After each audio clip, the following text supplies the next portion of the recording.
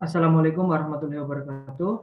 Eh, Pada kesempatan kali ini, kami dari kelompok 1 kelas TT 4410 akan mempresentasikan tugas besar kami pada mata kuliah Jaringan Telekomunikasi Data. Anggota kelompok kami, yang pertama saya sendiri yaitu Haidar Wahid Pambudi. Dan saya Arya Ginta Ginting. Saya Valia Syazanan Azhara Kamil. Dan saya Safira Rahma Febrianti. Yang pertama yaitu dasar teori dulu. Apa itu VLSM? VLSM merupakan suatu metode yang dilakukan untuk optimisasi pemetaan IP terhadap user atau pengguna, di mana VLSM adalah pengembangan mekanisme subnetting sehingga di dalam VLSM dilakukan peningkatan dari kelemahan subnetting klasik, yang mana dalam subnetting klasik subnet zeros serta subnet ones tidak bisa digunakan. Kemudian konsep subnetting menggunakan nilai subnet mask atau prefix length yang sama pada masing-masing subnetnya. Hal ini dapat menyebabkan tidak terpakainya alokasi IPv4 jika masing-masing subnet memiliki jumlah host yang sangat banyak. Misal, /8, /16, /27, dan sebagainya. Padahal, tidak semua subnet membutuhkan host banyak. Terdapat suatu kasus di mana dibutuhkan subnet yang banyak, yang jika menggunakan konsep subnetting sebelumnya, pengalokasian IP tidak akan cukup walaupun masing-masing subnet terdapat address yang tidak terpakai. Muncul konsep VLSM di mana pemecahan subnet dimulai dari kebutuhan host yang paling banyak sampai kebutuhan host yang paling sedikit. Dengan itu, efektivitas dalam pengalokasian IPv4 address dapat terpenuhi. Selanjutnya ada berikut perhitungan konfigurasi IP menggunakan metode VLSM. Langkah pertama, kita harus mengurutkan terlebih dahulu berdasarkan jumlah host terbesar ke yang terkecil. Terlihat di sini sudah kita urutkan dari yang terbanyak itu permintaan hostnya itu 64 sampai yang terkecil hanya 2. Karena di sini PC divisi A terdapat 64 PC, kita cari pada tabel VLSM subnet mask mana yang cukup untuk menampung 64 PC. Dan terlihat pada tabel yang memenuhi adalah prefix /25. Nah, lalu kita masukkan subnet masknya seperti di tabel. Setelah itu, kita cari network address-nya. Karena dia pertama kali sebagai titik awalnya network address, tentunya network address-nya ini awalnya itu dari 0. Bisa dilihat kita pakai 192.168.560. Nah, oleh karena itu, kita lanjut, kita sudah dapatkan network address-nya ke broadcast address. Kita masih belum bisa untuk mencari broadcast address-nya karena kita belum tahu batas atas dari si network address-nya. Oleh karena itu, kita next dulu ke PC divisi B untuk dapat acuan batas dari si network address-nya. Pada divisi B, diminta permintaan host 28. Oleh karena itu, kita ambil prefix yang 27, yang dapat menampung maksimalnya dilihat pada tabel itu 30. Dan kita masukkan subnet mask-nya. Selanjutnya, kita tentukan network address dengan mencari address prefix sebelum divisi B, yaitu divisi A yang memiliki prefix 25. Dan pada tabel, address-nya adalah 128. Oleh karena itu, di sini address-nya adalah 0 sampai 128. Karena 128 sebagai acuan batas atas dari si network address ini. Setelah menentukan kedua network address ini, kita bisa menentukan si broadcast address-nya. Singkatnya, broadcast address ini bisa menampung batas yang tidak melebihi si network address. Karena di sini batasnya 0 sampai 128, jadi broadcast address-nya tidak boleh melebihi 64. Jadi kita kurangi aja dari network address si divisi B, 128 dikurang 1, jadinya sama dengan 127. Jadi si broadcast address-nya kita dapat 192.168.56.127. Setelah dapat si 127 ini, kita cari usable IP address-nya. Si usable IP ini adalah IP yang tidak terpakai, yang pembatasannya diambil dari si network address dan broadcast address. Jadi menentukannya tinggal kita tambahkan 1 pada network address dan kurangkan 1 pada si broadcast address. Nah, oleh karena itu kita dapat nilainya ini 1 dari yang si 0 ini ditambah 1 dan 126 dari 127 dikurang 1. Nah, untuk si divisi DC dan yang lainnya, itu cara perhitungannya juga sama. Selanjutnya, di sini ada topologi jaringan yang kita gunakan. Di sini ada gedung 1 yang dia memiliki 1 router, 3 switch. Nah, 3 switch ini dia masing-masing switch terhubung ke 2 host PC. Nah, terus di gedung 2 ada 1 router, 1 switch, di mana switch-nya ini terhubung ke 2 host PC. Atau secara total jadi ada 2 PC.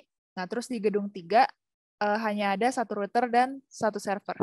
Nah, selanjutnya kita mengkonfigurasikan IP address ke topologi yang sudah kita buat.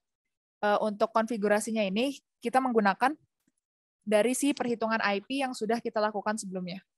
Oke, selanjutnya setelah dilakukan konfigurasi IP address, maka kita melakukan konfigurasi static routing, yang dimana untuk static routing ini dilakukan di masing-masing router. Nah, di sini untuk router 1 dibutuhkan 3 routing, untuk router 2 dibutuhkan 4 routing, dan router 3 dibutuhkan 5 routing. Oke, selanjutnya kita akan membahas mengenai tabel aktivitas yang diberikan. Saya akan membahas activity table dari poin 1 sampai dengan 8, yang dimana pada poin 1 sampai 4, kita akan melakukan ping dari salah satu PC divisi ke PC divisi lainnya, serta PC ke server. Pada poin nomor 5, kita akan mengakses server via web browser dari salah satu PC divisi, dan poin 6, 7, dan 8, kita akan melihat routing table router pada setiap gedungnya. Berikut pengerjaannya. Oke, yang pertama kita akan melakukan ping dari salah satu PC divisi A ke PC divisi B, ke PC divisi C, dan ke PC divisi D, serta server. Nah, untuk PC A sendiri yang dipakai yaitu PC 0 dengan IP address 192.168.56.1 yang akan melakukan ping ke PC dari divisi B, yaitu PC 2 dengan IP address 192.168.56.130. Selanjutnya, ping ke PC dari divisi C, yaitu PC 4 dengan IP address 192.168.56.193. Dan PC dari divisi D yaitu dengan IP address 192.168.56.161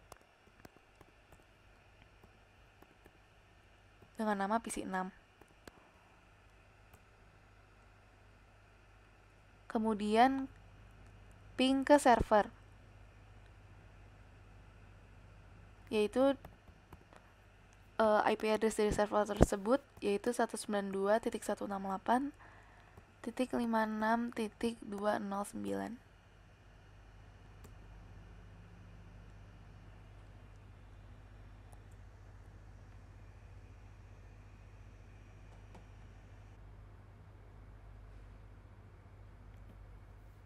Nah, selanjutnya kita akan melakukan ping dari salah satu PC divisi B, C, dan D,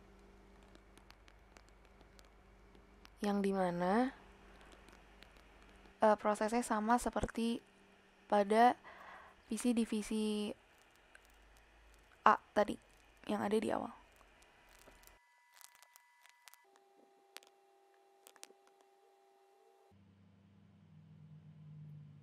Nah, selanjutnya kita akan akses server domain via web browser dari salah satu PC divisi A, PC divisi B, C, dan D. Pertama dari PC divisi A, kita ke desktop, kemudian web browser, dan tuliskan URL dari IP address dari server.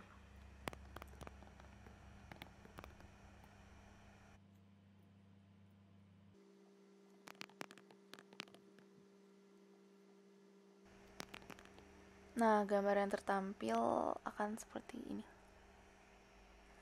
Selanjutnya, kita akan melihat routing table dari ketiga gedung. Yang pertama dari gedung 1, klik router, kemudian buka CLI, lalu tuliskan show IP route.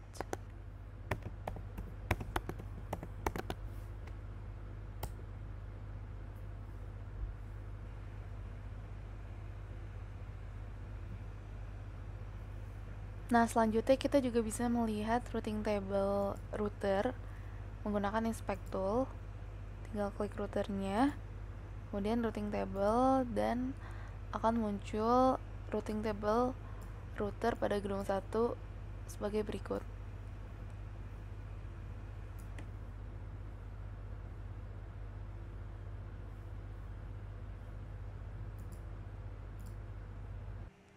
Nah, hal yang sama juga bisa kita lakukan untuk melihat routing table router pada gedung 2 dan 3. Demikian penjelasan mengenai poin 1-8 dari activity table yang telah diberikan. Nah, setelah melihat video pengerjaan tersebut, ini bisa kita lihat hasil screenshot-annya. Screenshot dari yang nomor 1, poin nomor 1, nomor 2, ini 3 dan 4, mengenai ping dari salah satu PC ke PC divisi lain serta server. Selanjutnya, yang activity 5 ini, akses server domain via web browser dari salah satu PC divisi A, PC divisi B, PC divisi C, dan PC divisi D. Dan ini hasil screenshot-nya. Hasilnya keempatnya pun sama seperti ini. Kemudian ini hasil screenshot dari routing table router gedung 1 dan gedung 2 serta routing table router gedung 3. Nah, selanjutnya adalah activity table pada poin 9 sampai poin 10. Di sini ada 3 activity utama. Yang pertama adalah ping ke setiap end device yang ada, yaitu antara PC ke PC yang berbeda divisi dan juga PC ke server, sehingga semuanya dapat terhubung. Kemudian kita menunjukkan tabel ARP pada setiap switch pada gedung 1, switch pertama, kedua, dan sampai ketiga. Kemudian kita juga menunjukkan tabel ARP pada switch pada gedung kedua. Nah, langsung saja kita ke paket tracernya. Nah, di sini sudah terlihat topologi jaringannya.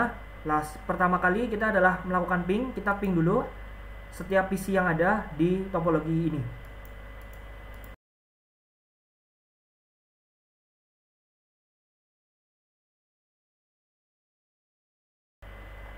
Nah, semuanya sudah dilakukan ping dan berhasil. Lalu selanjutnya adalah kita melihat tabel ARP pada gedung pertama terlebih dahulu. Kita klik pada switch yang ke-0 atau switch pertama. Tekan enter. Kemudian kita tekan komen adalah show MAC address table. Nah, ini adalah tabel ARP pada switch pertama di gedung 1. Lalu selanjutnya kita beralih ke switch kedua pada gedung 1 juga. Kita ke CLI, enter, kemudian kita komen show MAC address table. Nah, sudah dilihat bahwa ini adalah tabel ARP pada switch kedua gedung pertama. Lalu beralih ke switch yang ketiga.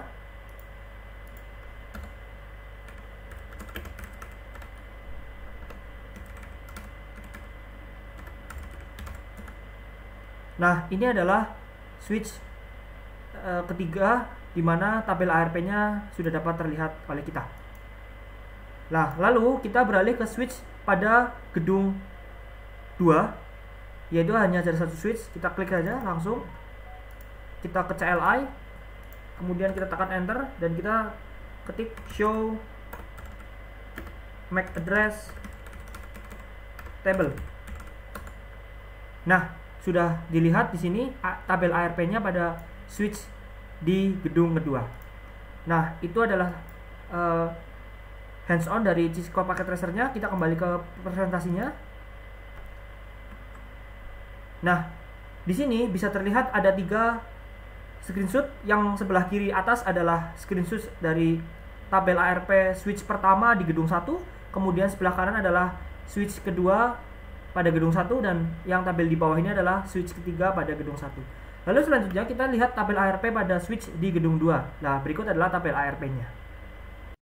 Berikut adalah presentasi dari kelompok 1. Terima kasih atas perhatiannya. Mohon maaf bila ada kekurangan. Assalamualaikum warahmatullahi wabarakatuh.